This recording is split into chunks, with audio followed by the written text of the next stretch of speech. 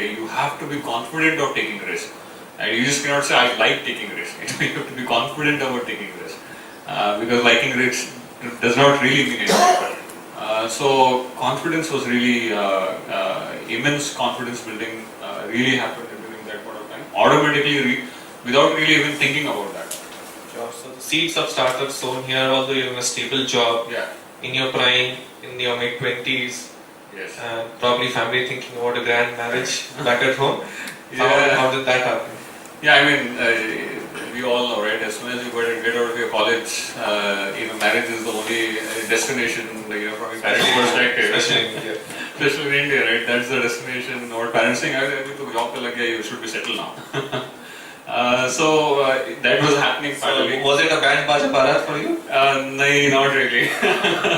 So tell us a little bit about that. Yeah, I keep on extended my stuff on marriage part. TK will see. Okay, TK will see. Used to get because it was a marriage which was getting planned, and again I wanted to step out of that jargon of arranged marriage and do something on my own in a way. So startup in the marriage. Yeah, startup in the marriage as well in a way. So it was getting pushed, but then I met my wife in San Francisco when I used to travel to US a lot during NVIDIA days, and we just talked. We just kind of stuck with each other, and our frequencies really matched at the first meet itself through common friends. And the next day, I asked her out, and gladly she accepted. That's the confidence. Because I was supposed to go 2 days after back to India, and I said, if I go back, I don't know when I'm coming back. So I just asked her out, and gladly she accepted. She took me around the entire San Francisco, and I think before leaving, I just kind of proposed, she accepted. And then I got her back into Pune. And so deal done in San Francisco. Deal done in San Francisco. And offshore back. Converted it in India. Okay. Got her back in India, and then the next step was the marriage side, right? I mean, how do you? So she was Joshi, I was Sureka, so I'm from North India, and she is from Maharashtra. Obviously, we didn't want to take any chances in what would parents think, even though both our family come from an educated background that way. So, but we still didn't want to take any chances, and the idea was to have some fun. So we just decided one day that let's go and get married.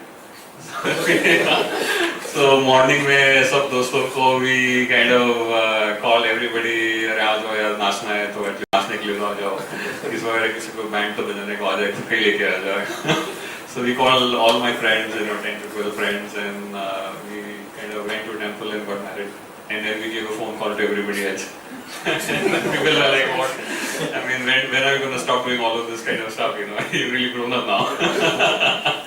So, yes, I mean, that's the way it happened. So, startup in a bungalow, marriage in a temple.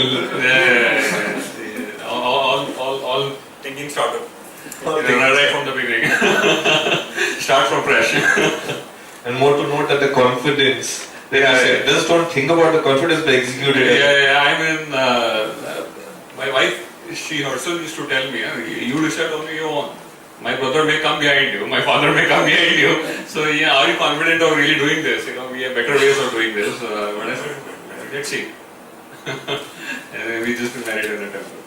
So, like all startups, did you have a fairy tale and is all settled now with the parents? Absolutely. I think all parents are set. Just immediately after wedding, we all get set nicely because things were already set. Thankfully, I was working somewhere. I was not doing startup there to point of time. And I think we just got along with all the parents. I think it's really good. Okay. So now coming back to your career path. What after Billcare? What happened after Billcare, and what made you decide to take that step? Yes, so as I said, Billcare started seeding those things, but I didn't want to rush. I just didn't want to get out and do something out of the way. I was still wanted to do in a very planned fashion. Sometimes people say that startups don't happen out of planned fashion. But in my case, I was really planning out well. Maybe I had this habit of planning it and doing it. That's my individual character per se, but so I started planning out. I started meeting around people, I ran around my business plans, as I said, with my other CEOs, but at the same point of time I didn't want to rush. That point of time I got a good offer from Nokia, from Mumbai. They were looking for for somebody to run a particular business and technology domain there. And I just could not resist Nokia per se. And I thought, okay, anyway, I'm not looking to just step out and start something on my own. So I took up Nokia and went to Mumbai and spent lots of time in Mumbai with Nokia. But the thought process and the planning of what I want to do was already on. Okay. I don't want to talk about what I was doing inside Nokia about my startup, but yeah, the planning and the process was on to start something now. But at the same point of time, since I really didn't jump or say, okay, let me stop this and let me think in free time, maybe spend 4 or 5 months not doing anything and come out with something. I said, that can happen anyways, if I want to put up some extra time while even working out. So I kept on working in Nokia and made and crystallized my business plan out of 3-4 things I wanted to do.